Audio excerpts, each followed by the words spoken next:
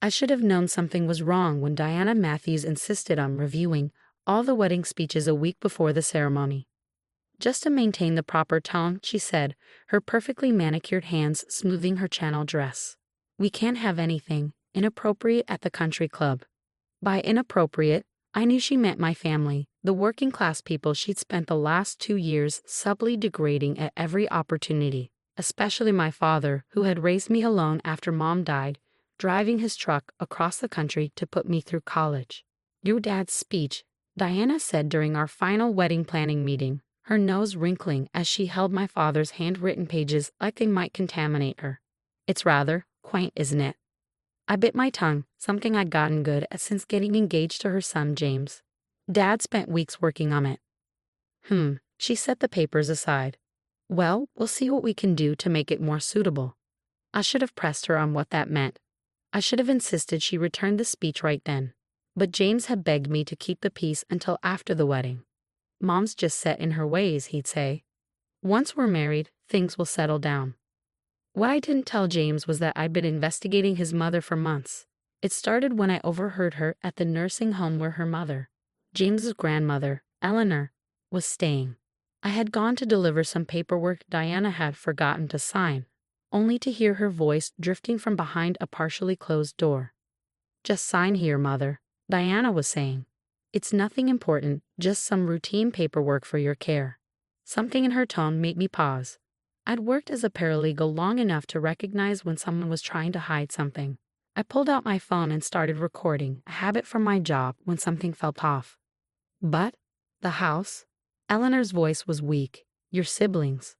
Don't worry about them. Diana's voice hardened. I'm taking care of everything, just like I always have. That was 6 months ago. Since then, I'd recorded dozens of conversations, each more damning than the last. Diana hadn't just convinced her dying mother to sign over her estate. She had systematically cut out her 3 siblings, forged documents, and hidden away millions in assets that should have been shared. I kept the recordings safe, telling myself they were insurance. Protection against a woman who'd made it clear she thought I was beneath her son. I never planned to use them, until today. The wedding was everything Diana had planned: elaborate flower arrangements, crystal champagne flutes, and 300 of Boston's finest families. My side of the aisle looked sparse in comparison, just Dad and a handful of close friends. I watched my father fidget with his tie, the same one he'd worn to my high school graduation. He'd been so proud when he showed me his speech, words he'd worked on during long hauls across the country. It's not fancy, he'd said, but it's from the heart. The reception started perfectly, according to Diana's carefully orchestrated schedule. Then came time for the speeches. There's been a small change, Diana announced, standing at the microphone. Since we want to keep things elegant, I'll be giving the father of the bride's speech. The crystal champagne flute nearly slipped from my hand. Across the room, my father's face crumpled in confusion. What is she talking about? James whispered beside me. Before I could respond, Diana pulled out a stack of papers, not my father's worn pages, but crisp, typed sheets. As the mother of the groom, and someone who understands the proper way to address such a gathering, I watched in horror as she pulled my father's speech from her purse and deliberately tore it in half. A truck driver's sentiment, while sweet, isn't quite appropriate for this venue, she said into the microphone, drawing awkward laughs from her side of the room. My father stood up quietly, heading for the door. The same quiet dignity he'd shown every time Diana had insulted him, every time she'd made it clear he wasn't good enough for her world. Something in me snapped. Stop, my voice cut through the room. I stood up, my hands shaking but my voice steady. You don't get to do this. Diana's perfect smile faltered. Sarah, dear, sit down. You're causing a scene. No, you caused a scene when you decided to humiliate my father. I walked to where she stood, pulling out my phone. You want to talk about what's appropriate? Let's talk about what's appropriate. Sarah? James had followed me, confusion written across his face. What are you doing? Showing everyone who your mother really is. I turned to address the room.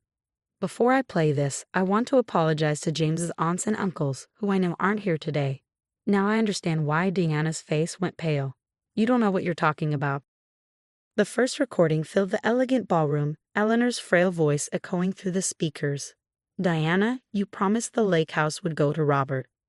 Mother, we've discussed this. Diana's recorded voice cut in, sharp and commanding. Robert doesn't deserve the lake house. Not after he sided with Dad during the divorce. I watched Diana's face transform from sophisticated country club matron to something altogether more dangerous. But I continued playing the recordings, each one more damning than the last. Just sign here. Diana's voice continued. The medication makes it hard to read anyway, doesn't it? I'll handle everything. James gripped the back of a chair, his knuckles white. Around the room, guests shifted uncomfortably.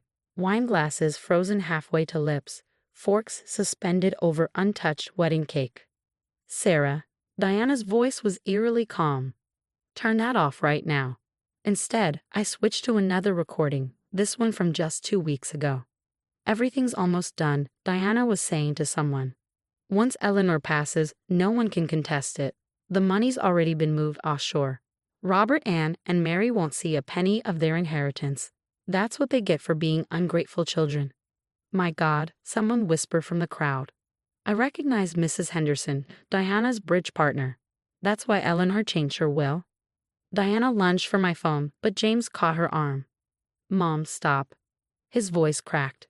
Is this true? Of course not. Diana's laugh was brittle. This gold digger clearly doctored these recordings.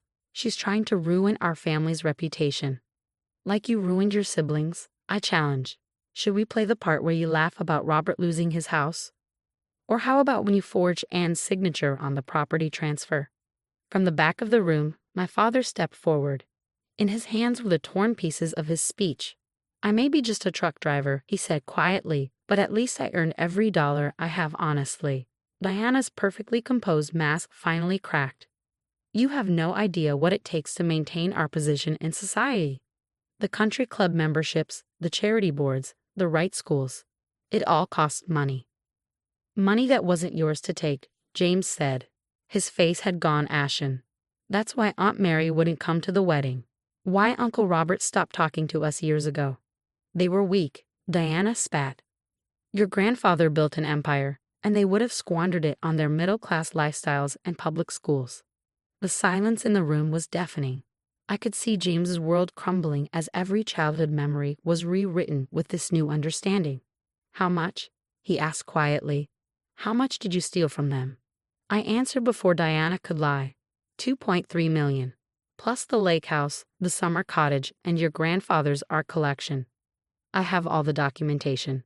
You little bitch, Diana hissed. You've been investigating me this whole time? No, I corrected her. I started recording the day I heard you manipulating your dying mother. Everything else I discovered because you were so convinced of your own superiority that you got sloppy. Diana turned to the stunned crowd, her society friends and connections of 30 years. You don't understand. Eleanor was going to split everything equally, all that wealth divided 4 ways. I worked the hardest. I maintained our social position. I deserved. To steal from your own mother, James's voice was ice.